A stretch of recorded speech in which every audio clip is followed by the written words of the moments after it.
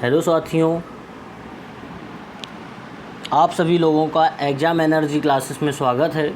मैं सोहन कुमार आज आपको भौतिक विज्ञान से रिलेटेड कुछ महत्वपूर्ण प्रश्न बताने जा रहा हूं, जो आपके आने वाले एग्ज़ाम के लिए बहुत ही महत्वपूर्ण सिद्ध होंगे। भौतिक विज्ञान, अगर आप अच्छे से कर लेते हो तो आने वाले एग्ज़ाम में आपको किसी भी प्रकार की कोई भी समस्या नहीं होगी। क्वेश्चन नंबर 1, ये जो है पार्ट 5 है, तो इसलिए पार्ट 5 के हिसाब से क्वेश्चन नंबर 1 है, अदरवाइज क्वेश्चन नंबर 61 है। साथियों, पहला जो क्वेश्चन है वो है पावर ट्रांसफार्मर का कार्यप्रणाली का सिद्धांत किसका साथियों? पावर ट्रांसफार्मर का कार्य प्रणाली का सिद्धांत किस पर आधारित है? मतलब जो पावर ट्रांसफार्मर है उसकी जो कार्य प्रणाली है कौन से सिद्धांत पर आधारित है? मतलब ऐसा कौन सा सिद्धांत है जिसके पर ये आधारित है? तो साथियों, ये है फैराडे का नियम। Option number D is correct answer. तो याद रखना साथियों, पावर ट्रांसफार्मर की कार्य प्रणाली का सिद्धांत किस पर आधारित है? फैराडे के नियम पर आधारित है साथियों। नेक्स्ट क्वेश्चन है साथियों, लोहे की जंग कैसी होती है? मतलब लोहे की जंग जो होती है वो कैसी होती है?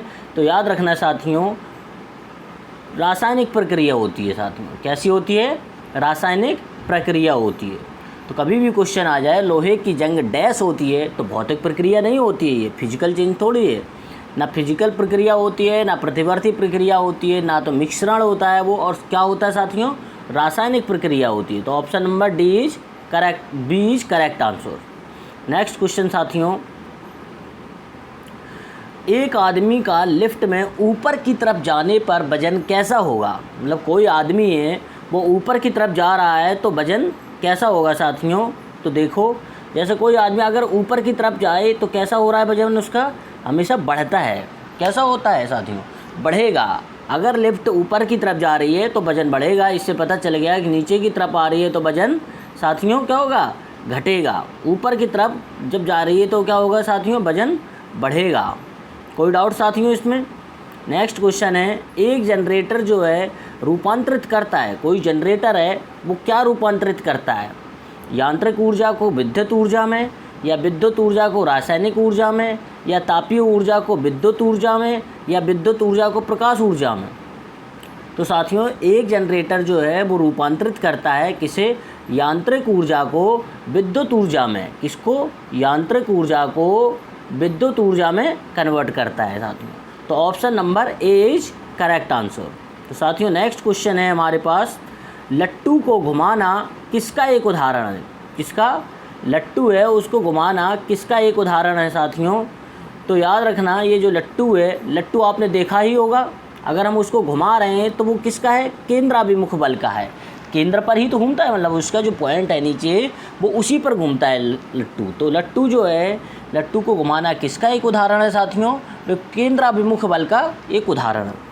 साथियों, हम आपसे कह रहे हैं कि बहुत ही इंपॉर्टेंट क्वेश्चन है ये, काफ़ी बुक्स से खोज गए हैं कि ये आपके आने वाले एग्ज़ाम के लिए हम आपको यकीन दिलाते हैं कि इन क्वेश्चंस में से अगर आप ये हमारे 500 क्वेश्चन करते हो, 250 प्लस करते हो, तो आपको इसमें से मैक्सिमम से मैक्सिमम क्वेश्चन मिल जाएंगे। कोई भी क्वेश्चन बाहर नहीं जाएगा आने वाले एग्ज़ाम में साथियों।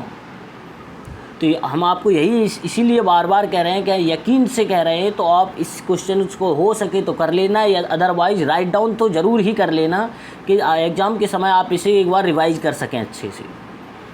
नेक्स्ट क्वेश्चन साथियों, बिजली की मोटर रूपांतरित करती है, जो बिजली की मोटर है साथियों आपने देखा होगा, वो क्या रूपांतरित करती है? यांत्रिक ऊर्जा को विद्युत ऊर्जा में रूपांतरित करती है, या यांत्रिक ऊर्जा को तापीय ऊर्जा को यांत्रिक में करती है, या विद्युत ऊर्जा को यांत्रिक में करती है, या विद्युत ऊर्जा को प्रकाश में करती है? तो साथियों, जो बिजली की मोटर है आपने देखा होगा वो जो होती है, सी इज करेक्ट आंसर। विद्युत ऊर्जा को यांत्रिक ऊर्जा में परिवर्तित करती है साथियों। किसको? विद्युत ऊर्जा जो है उसको यांत्रिक ऊर्जा में परिवर्तित करती है। कौन सी मोटर? बिजली की मोटर। समझ आया साथियों? नेक्स्ट क्वेश्चन है हमारे पास, कार के एक मोड़ लेने पर, मतलब जैसी कार लिया, अगर उसने मोड़ लिया तो हमें बाहर की ओर धक्का किस बल के कारण लगता है?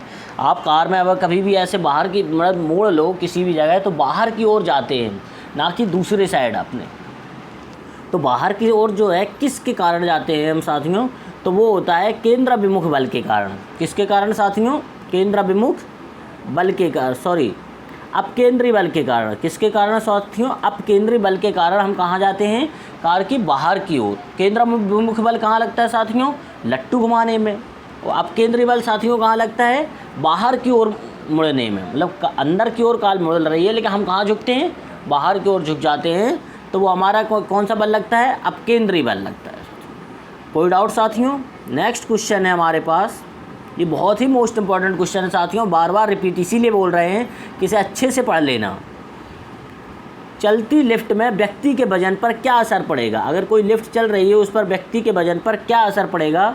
तो याद रखना साथियों, वजन पर कोई असर नहीं पड़ेगा, ना तो वजन बढ़ेगा ना ही वजन घटेगा। अगर लिफ्ट चल रही है तो उसके ऊपर कोई भी फर्क नहीं आएगा साथियों। नेक्स्ट क्वेश्चन है आपके पास, परमाणु विखंडन की प्रक्रिया है। आपने देखा होगा ये जो परमाणु विखंडन है ये जो है किसकी प्रक्रिया है? एक रूपांतरण की, या एक भारी नाभिक के उपखंड की, या एक नए नाभिक के लिए दो नाभिक के टक्कर की, या अणुओं के उपखंड की।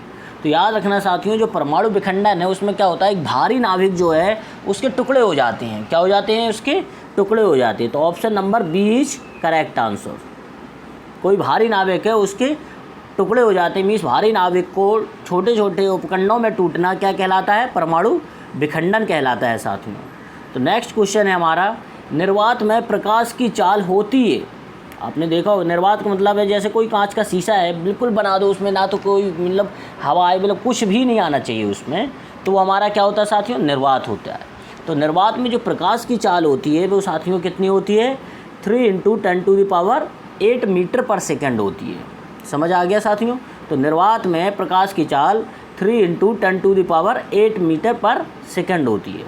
अब घास का रंग जो है हरा क्यों दिखाई देता है? घास का रंग जो है हमें हरा क्यों दिखाई देता है साथियों? तो जो घास का रंग है हरा हमें इसलिए दिखाई देता है क्योंकि हरे रंग के प्रकाश को वापस हमारी आंखों पर परावर्तित करती है। क्योंकि जो घास है वो इसलिए हरी दिखाई देती है कि ये जो हरे रंग का प्रकाश को ही परावर्तित करती है, मतलब हमारी आंखों के द्वारा। समझ में आया साथियों? मतलब हरे रंग के प्रकाश को वापस हमारी आंखों पर परावर्तित करती है, इसीलिए हमें हरे रंग की घास दिखाई देती है। कोई डाउट साथियों? नेक्स्ट क्वेश्चन है आपके सामने, शुद्ध पानी किस प्रकार का विद्युतीय चालक है? जो शुद्ध पानी है साथियों वो किस प्रकार का विद्युतीय चालक है? औसत, अच्छा, खराब, सुपर। तो याद रखना बहुत ही खराब विद्युतीय चालक है हमारा। कैसा? शुद्ध पानी जो है बहुत ही खराब विद्युतीय चालक है साथियों। नेक्स्ट क्वेश्चन है आपके पास, आधुनिक पेंसिल का आविष्कार पहले कहाँ हुआ था? सबसे पहले आधुनिक पेंसिल का आविष्कार कहाँ हुआ साथियों? तो सबसे पहले आधुनिक पेंसिल का आविष्कार जो है साथियों वो यूरोप में हुआ। कहाँ पे हुआ साथियों? यूरोप में। तो question option number B is correct answer. Next question है साथियों आपके सामने, कॉमिक स्ट्रिप कैल्विन और होब्स किसने बनाई? याद रखना ये क्वेश्चन मोस्ट इंपॉर्टेंट है, आता है एग्जाम में, कई एग्जाम में आपको देखने को मिल जाएगा ये। कॉमिक स्ट्रिप होब्स किसने बनाई? बॉब मार्ले ने, टैक्स एवरी ने, जैक जोन्स ने, या विधेयक वाटरसन ने? जब भी कॉमिक कैल्विन और होब्स के बारे में बात आ जाए तो विधेयक वाटरसन ने बनाए। किसने? विधेयक वाटरसन ने कॉमिक स्ट्रिप कैल्विन और होब्स बनाए। ठीक है साथियों। नेक्स्ट क्वेश्चन है आपके सामने साथियों, किस विद्युतीय चुंबक तरंग की तरंग दैर्घ्य सबसे कम है? मतलब कौन सा विद्युतीय चुंबक तरंग दैर्घ्य है जिसकी तरंग दैर्घ्य क्या है? सबसे कम है। रेडियो तरंग, इंफ्रारेड तरंग, एक्स किरणें, या गामा किरणें? तो साथियों याद रखना option number D is correct answer. Gamma किरणें एक ऐसी किरणें है जिनका तरंग दैर्घ्य कैसी होती है? सबसे कम होती है साथियों।